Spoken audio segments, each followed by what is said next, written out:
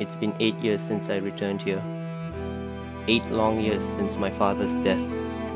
He never liked the idea of me living in London, but it did not sway me from doing it anyway. But after all that had happened there, after all I've been through, I can think of no better place that would bring me comfort. I got a ticket from my sister without my consent since I told her about my breakup. She was always caring for me, in her usual adamant way, but it wasn't because of her that I'm returning to KL, nor was it because of the breakup. It was as if KL felt the pain in my heart and beckons me back. The land of my birth calls me home.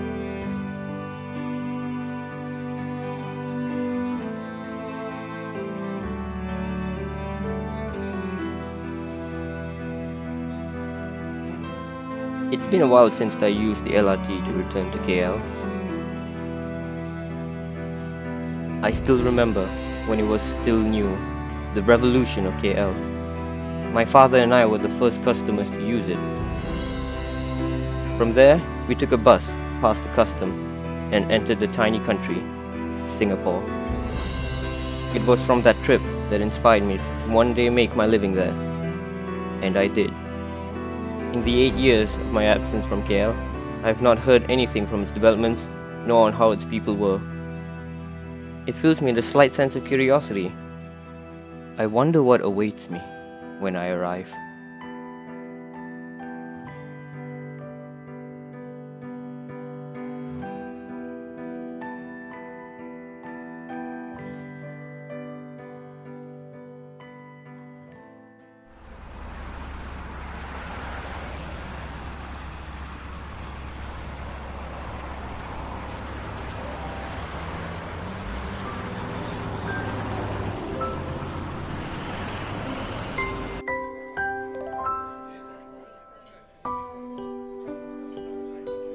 God, it's been so long since I've seen Marion. Before I knew it, she got a job, got a nice little apartment, got married, and had a kid. Have I really missed that much in my absence?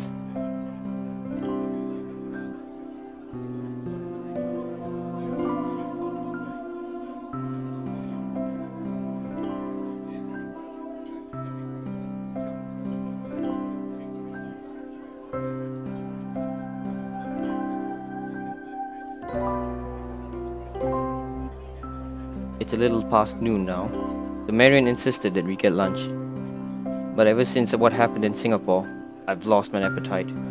And right now, I still do not have the mood to eat. I instead feel tired a lot, and right now all I want to do is lay down. But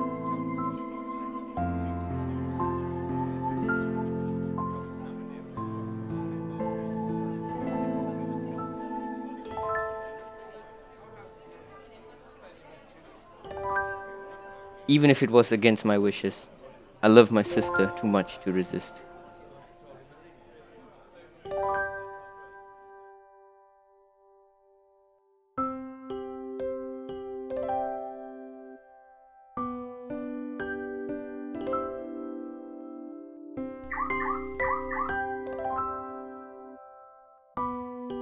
Nice wheels. Shut up.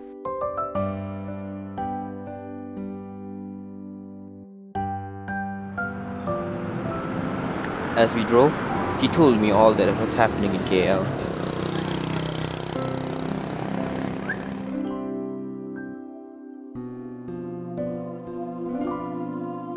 Of how much quality of life has improved since my departure. More boutiques and classical restaurants, and even my nightclub gym membership that I used in Singapore could be used because they have made a branch down here in KL. Through all the talk, I sensed that she only mentioned all that to appeal to my sense of lifestyle. Had she done so a few months ago, it might have piqued my interest and attention easily. But since the breakup, I see more clearly now.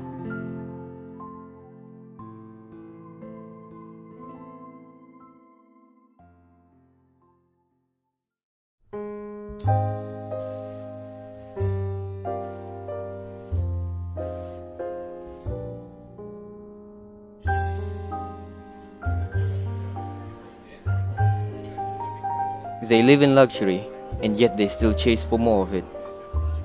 Get Nike shoes, get an iPhone, drive a Porsche, wear a Rolex. They dine with food that gives taste to their tongue, but does not fill their stomachs. They live in ignorance, like a veil drawn before their eyes.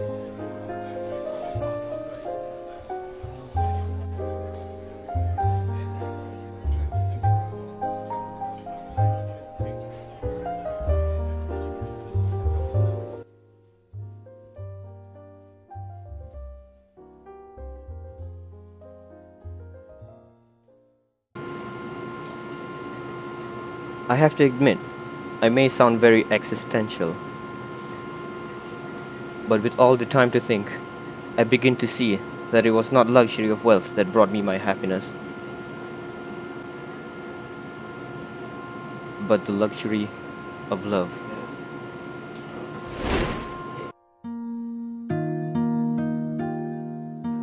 I still remember 8 years ago when father brought me and my sister around KL to see its wonder. I have never left beyond home and school, and when I was with my father and sister in KL, exploring its amazement, I could not help but feel happiness. I felt the same happiness when I was with her in Singapore.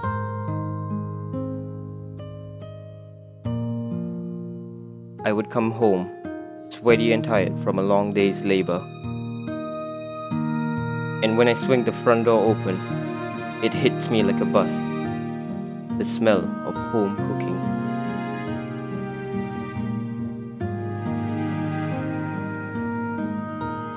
She knew my favorite, prawn mee.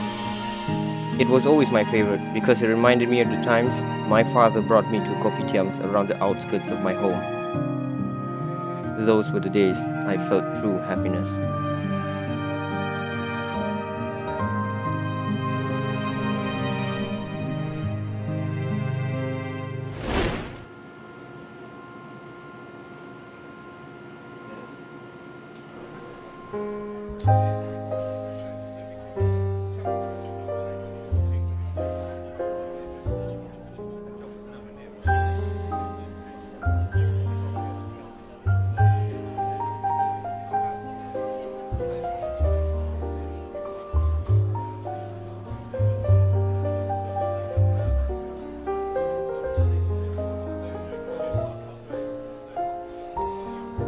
I looked into her eyes, and I can tell she wasn't lying. I always saw my sister as a spunky, confident woman who can punch a face just as hard as any other guy. Now all I see is worry and sadness, her eyes now searching for a brother that now drifts so far from reality. As I said that, I struggled to maintain my false happiness. How much more longer can my heart take this sorrow?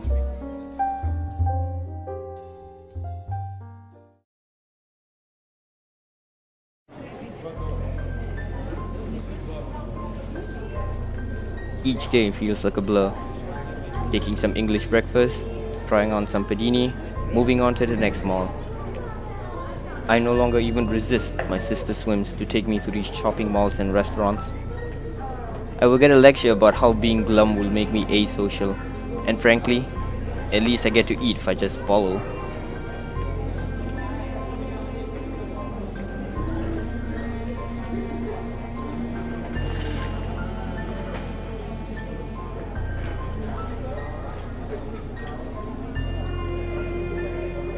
But I don't mind the boring lectures, nor do I care about the food. I follow her because I do not want to repeat the mistake I made with her.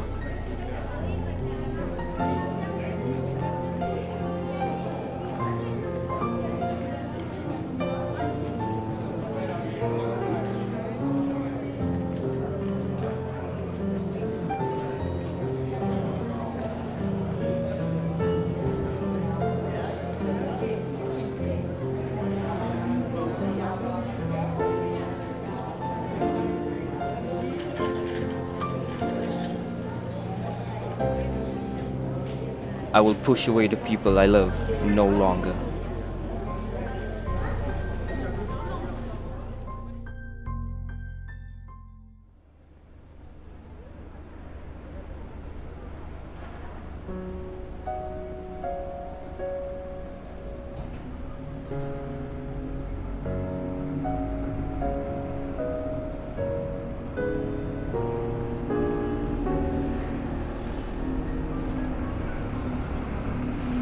I toss and turn on the bed of Marian's guest bedroom. The familiar symphony of sounds and car honks can be heard despite the closed windows of the room.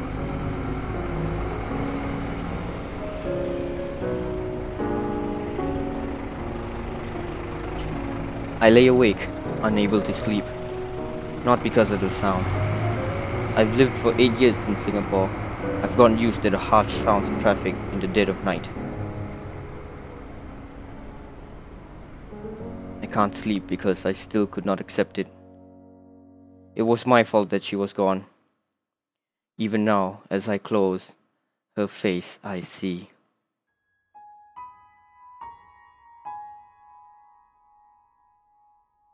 I finally got a promotion at my job, executive manager, but it required me to stay for longer hours and more paperwork.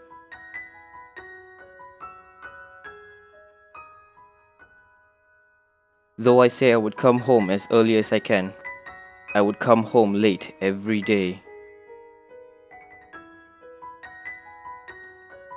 But every day without fail, I would find a bowl of prawn mee, cold from the hours it was out, and I would see her sleeping outstretched on the dining table, waiting for the fool she made the meal for to come home.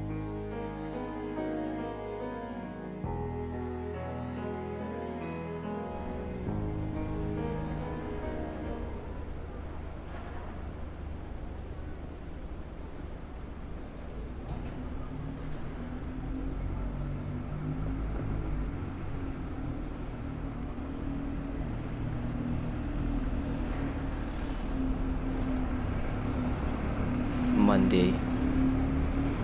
After using her vacation days and the weekends to show me around in KL, my sister has to return to her work.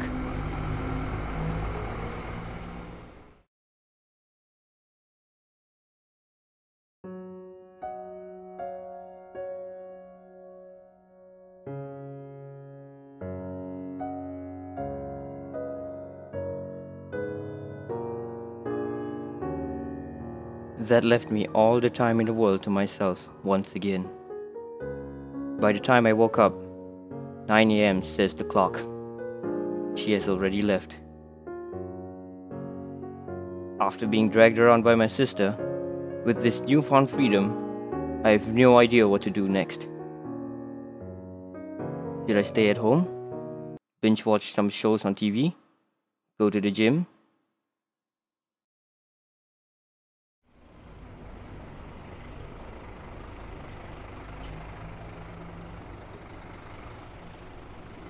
After some careful deliberation, I finally came to a conclusion to just roam the city of KL.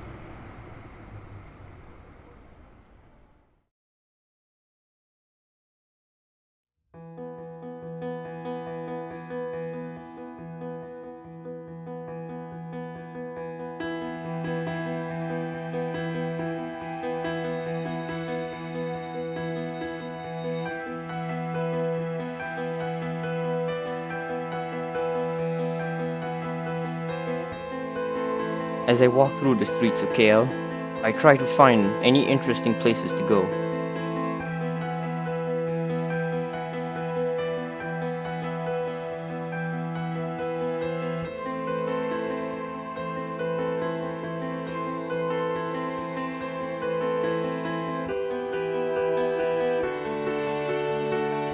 I passed through many stores and malls.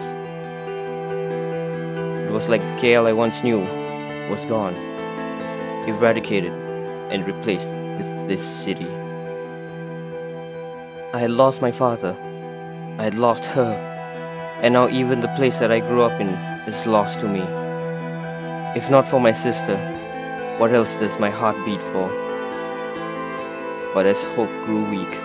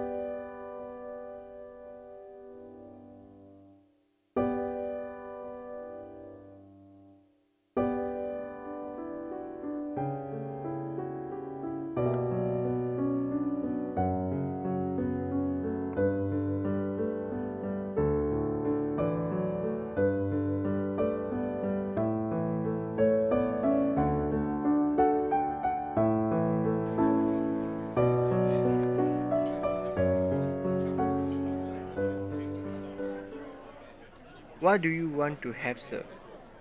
What do you have? We have rice, noodle, fresh lemon juice, some seafood foods from Thailand, and prawn mee.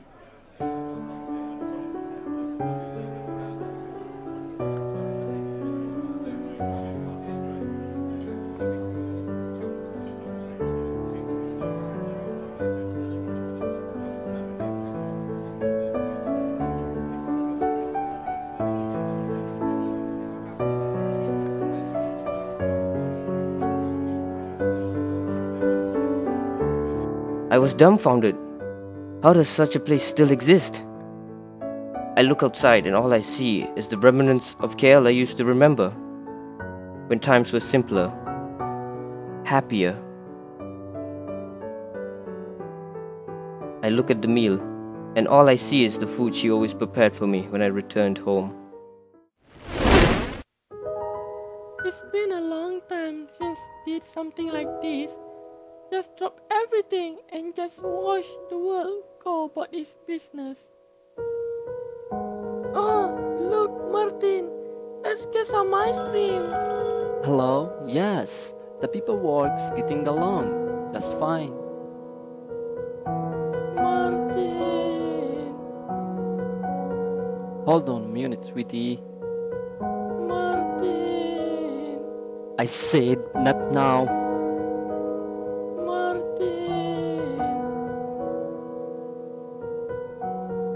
Sweetie! The most horrible part of it all was that the last look she ever gave me was that of pure sadness, like the person she spoke to was gone. In a way, it was true for both of us.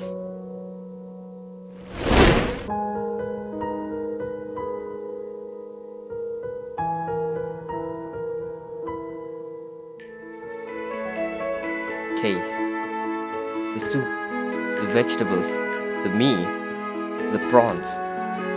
Every part of this meal. With each bite, it harkens me back to those days. The days my father brought me to a kopitiam. The days my father, sister and I would explore KL in our innocence. The days I had such joy being with my girlfriend. The days that we would feed each other clumsily, where we laughed at each other's silliness.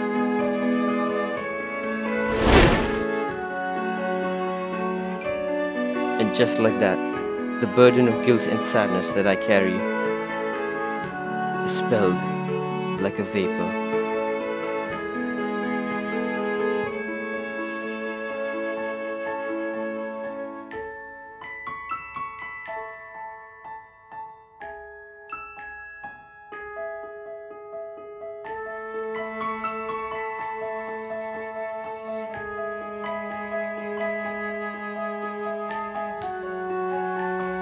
And just like that, the one shred of happiness I had after the few days of moping, gone.